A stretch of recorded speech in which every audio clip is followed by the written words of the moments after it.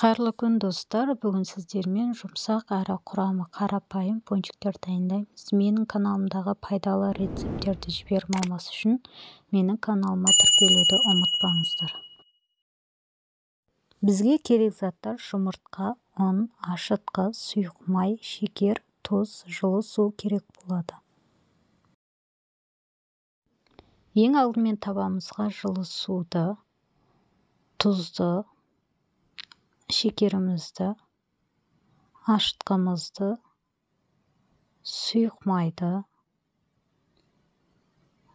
жұмыртқамызды жарып, артынан ұнымызды салып, орташа жұмсақтықта қамыр илейміз.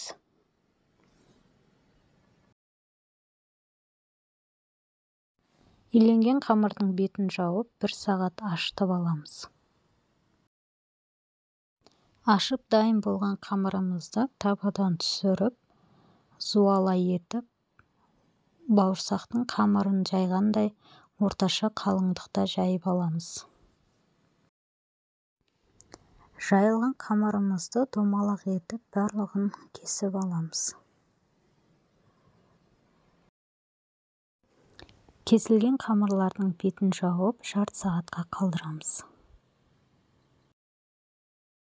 Ыдысымызға май құйып, қызған соң көтерілген пончиктерді салып, 2 беті қызарғанша пісіріп аламыз.